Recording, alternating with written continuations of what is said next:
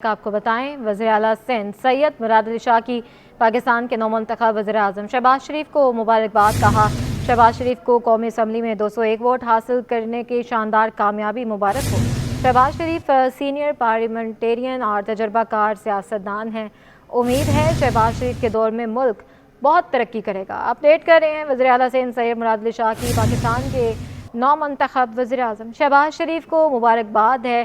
कहा कि शहबाज शरीफ को कौमी असम्बली में 201 वोट हासिल करने की शानदार कामयाबी मिली है और शहबाज शरीफ सीनियर पार्लियामेंटेरियन और तजर्बाकार सियासतदान हैं और उम्मीद करते हैं शहबाज शरीफ के दौर में मुल्क बहुत तरक्की करेगा। बात करेंगे हमारे नुमाइंदे आजिज़ जमाली से। आजिज़, अपडेट कीजिएगा। जी हाँ, देखिए यहाँ पे शहबाज शरीफ के वज़ीर आज़म मुंतखब होने पर सिंध के वज़ीर आला सैयद मुराद अली शाह और गवर्नर सिंध कामरान किशोरी ने अलग अलग मुबारकबाद दी है। वज़ीर आला सिंध का कहना था कि शहबाज शरीफ को कौमी असम्बली में 201 वोट मिले हैं और शहबाज शरीफ एक सीनियर पार्लियामेंटेरियन और तजर्बाकार सियासतदान है और उम्मीद है कि शहबाज शरीफ के दौर में मुल्क तरक्की करेगा। यही कहना था गवर्नर सिंध का, जिन्होंने कहा है कि वो सद के दिल से मियाँ शहबाज शरीफ को मुबारकबाद देते हैं और उनको उम्मीद है कि मुल्क की जो बुरानी कैफियत है, जो माशी मसला है, जो सियासी अदम इस्तेहकाम है, शहबाज शरीफ इन तमाम मामलात पर कंट्रोल करेंगे और मुल्क कामयाबी की तरफ गामजन होगा। जी, आज जमालिया में अपडेट कर रहे थे, आपका बहुत शुक्रिया। रोशनियों के शहर में सर्दी के मौसम में भी बिजली की लोड शेडिंग जारी। सरजानी टाउन सेक्टर 7A में बिजली बंदिश का दायरा कार वसी कर दिया गया है। इलाका मकीनों को दिन में सिर्फ 6 घंटे बिजली फराहम की जा रही है। मजीद बताएंगे वसीम इफ्तिखार। मैं इस वक्त मौजूद हूँ सुरजानी टाउन सेक्टर 7A में। यहाँ पे भी जो है वो कई घंटों की बिजली की लोड शेडिंग की जाती है, जिसकी वजह से इलाका मकीनों की ज़िंदगी जो है वो अजीरन होकर रह गई। इस वक्त मेरे साथ इलाका मकीन मौजूद है, इनसे जानते हैं। ये बताएं कि इस इलाके में कितने घंटे की लोड शेडिंग है और कितनी परेशानी होती है और लोड शेडिंग की वजह से कितने मसाइल हैं। सर, आप सरजानी टाउन सेक्टर 7A में खड़े हुए। 7A में पिछले 5.5 साल से 18 घंटे की लोड शेडिंग है और 6 घंटे यहाँ पे लाइट मिलती है।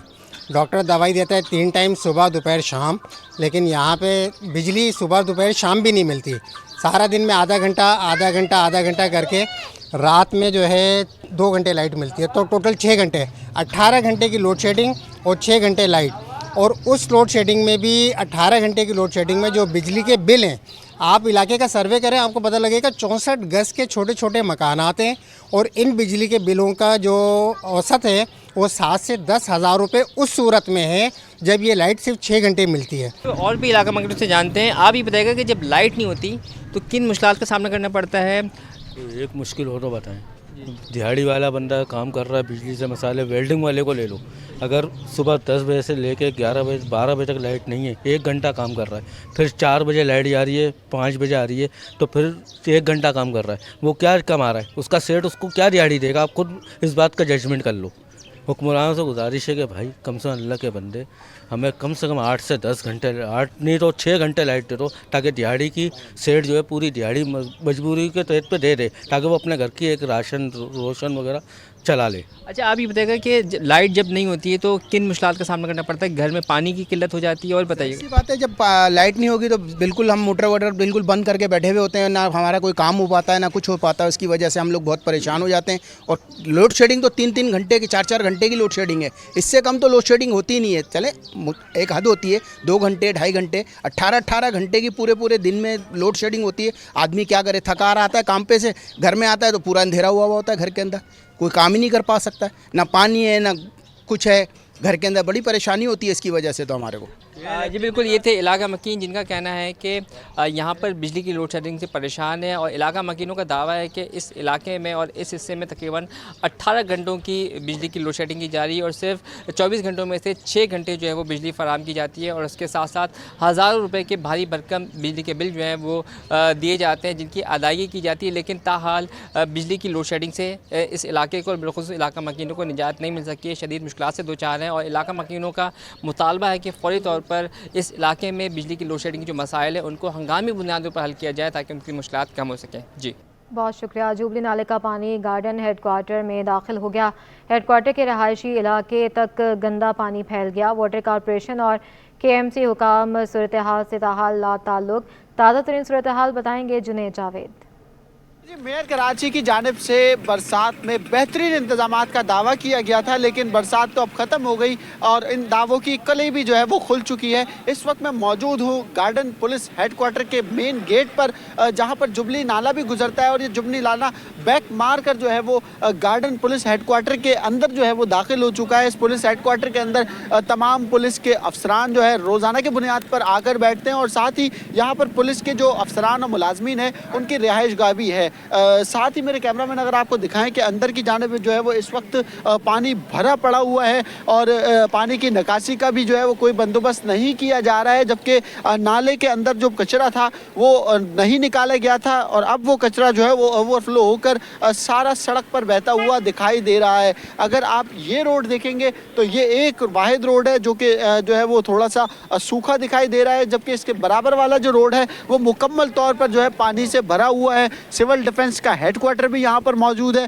मुकम्मल तौर पर हेडक्वार्टर का जो अंदर का हिस्सा है वो पानी से भर चुका है, जबकि अतराफ की गलियाँ भी जो है वो बहुत ज़्यादा मुतासर दिखाई दे रही हैं। कल रात से ही जो है यहाँ पर ओवरफ्लो ये नाला होना शुरू हो चुका था और अब तक जो है वो मुकम्मल तौर पर जो है वो ओवरफ्लो हो चुका है। वाटर एंड सीवरेज कॉरपोरेशन इंतजामिया की जानिब से भी ना यहाँ पर गाड़ियाँ लगाई गई हैं, ना यहाँ पर पंपिंग का निज़ाम बेहतर करने के लिए कोई इकदाम किए गए हैं। यहाँ के जो लोग हैं, जो रहने वाले लोग हैं, वो ये शिकवा कर रहे हैं कि जिन लोगों को वोट दिए वो भी उनकी दाद रसी के लिए नहीं आ रहे और जो इदारे इस शहर के अंदर काम कर रहे हैं वो भी इनकी कोई जो है वो सुनने के लिए तैयार नहीं है। मेरे कैमरामैन अगर आपको दिखाएं कि इस जानिब जो है अभी भी लोग पानी में गुजर कर जो है वो अंदर जा रहे हैं, पानी से गुजर कर जा रहे हैं, जबकि यहाँ पर भी जो है वो निकासी का कोई इंतज़ाम ख़ास हमें दिखाई नहीं दे रहा है। नाले से काला गंदा बदबूदार पानी जो है वो मुस्तकिल बाहर आ रहा है और इसके ऊपर जो है वो इसके रोकने के लिए अभी तक कोई इकदाम नहीं किए गए हैं।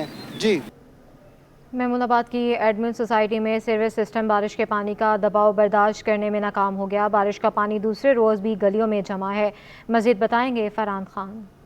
जी बिल्कुल, बारिश तो थम गई है लेकिन उसके असरात जो है वो अब उभर के सामने आने लगे हैं। इस वक्त जो है वो मैं महमूदाबाद एडमिन सोसाइटी के अंदर मौजूद हूँ। मेरे कैमरामैन हसन इकबाल अगर आपको दिखाएं तो यहाँ पे हालत ज़ार इस कदर बुरी है कि सड़कें जो हैं वो ज़ेर आब आ चुकी हैं। गली के अंदर जो है वो सीवरेज और बारिश का पानी जो है वो यहाँ पर खड़ा हुआ है, जिसके बाद जो है वो सड़कें जो है वो तबाही का मंजर पेश कर रही हैं। जगह जगह गड्ढे और सीवरेज और बारिश के पानी की बारिश जो है वो इलाका मकीन जो है शदीद परेशानी का शिकार है। आगे जो वो घरों के आगे जो वो रास्ते भी बंद हो गए हैं। लोग जो है वो मलबा डाल के और दीगर हिफाजती चीज़ें लगा के जो वो घरों के आगे रास्ता भी बना रहे हैं। इस वक्त कुछ इलाका मकीन भी हमारे हमरा मौजूद है, इनसे भी तफसीलात लेते हैं।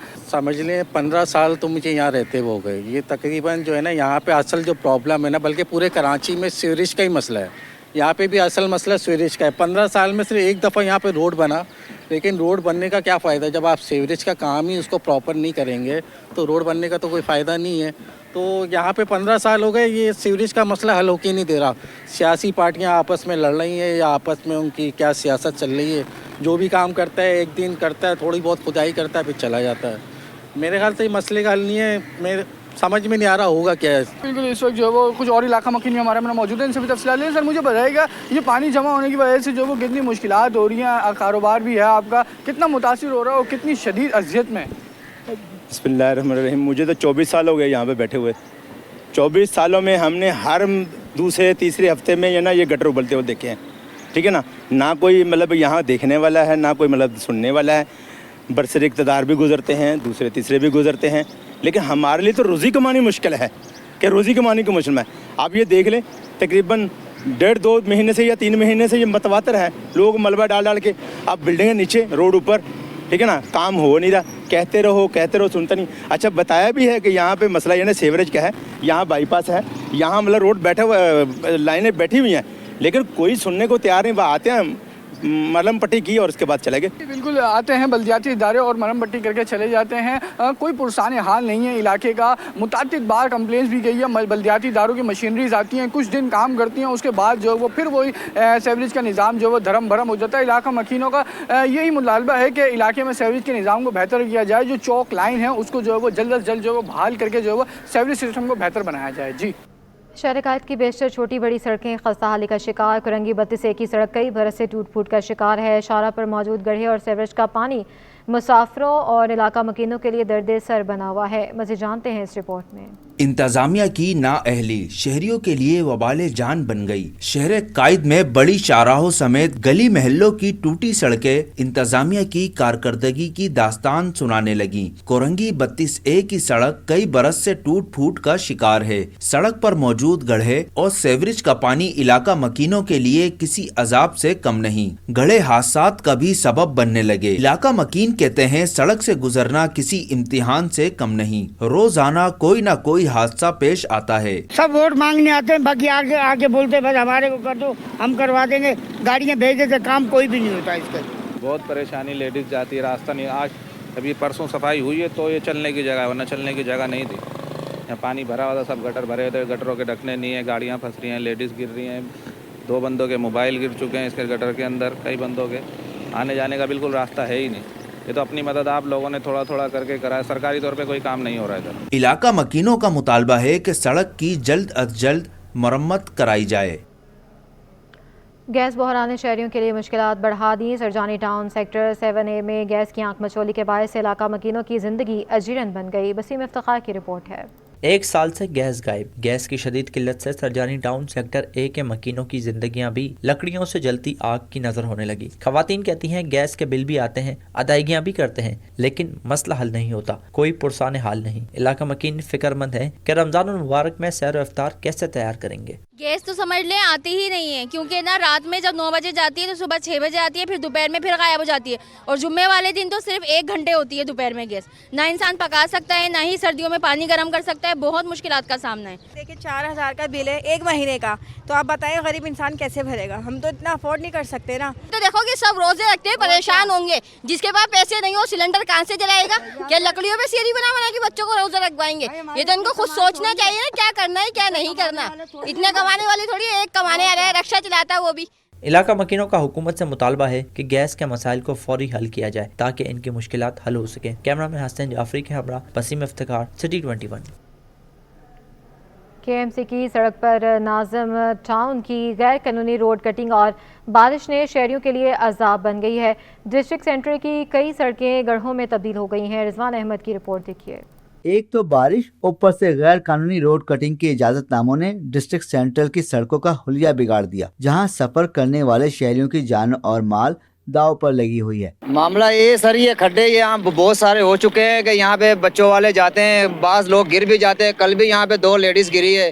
कीचड़ बहुत हो गया खड्डे में। अक्सर मट्टी यहाँ डालता रहता हूँ, खड्डे भरता हूँ, मगर ये फिर भी भरे नहीं जाते। नाज़िमाबाद टाउन के महकमा B&R के करप्ट अमले ने बल्दिया उज़्मा कराची की शाहराह हकीम इब्न सीना पर गैर कानूनी रोड कटिंग करवाई, जिसके गड्ढे बारिशों के बाद खतरनाक शक्ल इख्तियार कर गए। भाईजान बहुत बुरी सूरत हाल है, आप खुद देख रहे हैं कितने बड़े बड़े ये खड्डे हो गए यहाँ पे रोडों पे। और मेन रोड है ये, चलती हुई शाहराह, आप देखें जो सारे ट्रैफिक साइड एरिया का और यहाँ से गुजरता है, और कराची का इस समझ लें मेन हिस्सा है ये रोड टूटे हुए, यहाँ पर बहुत मसला हो रहा है, आए दिन एक्सीडेंट होते हैं। कल भी बहुत पानी भरा हुआ था यहाँ पर गड्ढों की वजह से, तो यहाँ पे लोग बहुत परेशान हो रहे थे, बड़ी ट्रैफिक भी जाम थी। शहर में पायदार सड़कों की तामीर का ख्वाब, नाकिस मटेरियल की रोकथाम और गैर कानूनी रोड कटिंग के इजाजतनामों के अजरा में मुलव्विस अफरान के कड़े एहतसाब के बगैर नामुमकिन है। कैमरामैन आगा रफीक के हमरा रिजवान अहमद, सिटी 21। सेनेट में सूबा सिंध की खाली करदा नशिस्तों के कागजात नामजद की जमा कराने का आखिरी रोज़। पीपल्स पार्टी के सैफुल्ला धारेजो और असलम अब्रो के कागजात जमा, वकार मेहदी और आजिज धामरा के कागजात बतौर कवरिंग उम्मीदवार जमा करा दिए गए। मज़ीद जानते हैं ताहा मलिक से, जी बताएगा।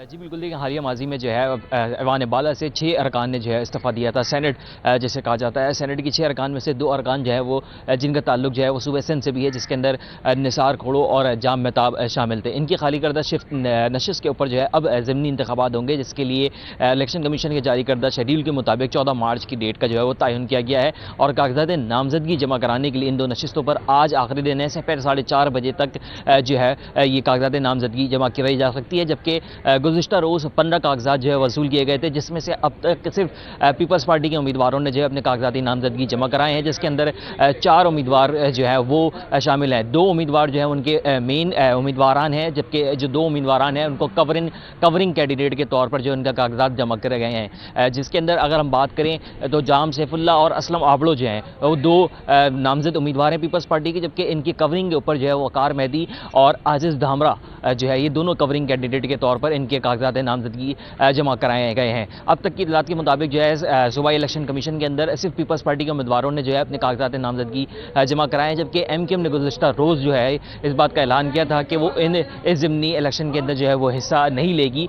जबकि अगर हम बात करें तो सूबे सिंध के अंदर जो है पीपल्स पार्टी की जो नशस्तें हैं वो ज़्यादा तादाद है और उन्हीं की वजह से जो है मुमकिन तौर पर ये दोनों जो उम्मीदवारान हैं ये कामयाबी हासिल करने में जो है वो कामयाब हो जाएंगे। और साथ ही यहाँ पे ये बात भी काबिल ज़िक्र है कि अब से कुछ देर कबल जो है वज़ीर आला सिंध ने भी यहाँ पर मीडिया टॉक करी थी। मीडिया टॉक करते हुए उन्होंने इन उम्मीदवारों के हवाले से तफसीलन बताया था कि ये माजी में भी जो है अपनी कारकर्दगी जो है वो बेहतर से बेहतर अंजाम देते रहे हैं। और साथ ही उनका नौ मुंतखब, क्योंकि वो अभी उन्होंने कुछ दिन कबल ही उन्होंने हल्फ लिया है, तो उन्होंने अपनी सूबे के हवाले से भी बताया कि सूबे में जो है उनकी क्या प्लानिंग है, माजी में उनकी क्या खदमात रही हैं और कराची के लिए खुसूसन जो पैकेजेस वो लाने जा रहे हैं उस हवाले से भी उन्होंने जिक्र करते हुए कहा कि कराची के जो अहम मसाइल हैं 4 से 5 अहम मसाइल उन्होंने बताया कि इनके ऊपर काम किया जाएगा आने वाले दौर के अंदर।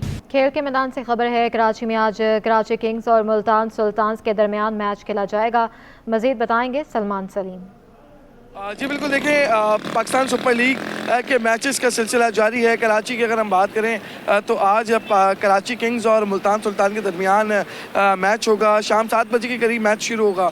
साथ ही अगर हम लोग सिक्योरिटी की बात करें तो सिक्योरिटी जो है वो नेशनल बैंक स्टेडियम के अतराफ सख्त की गई है।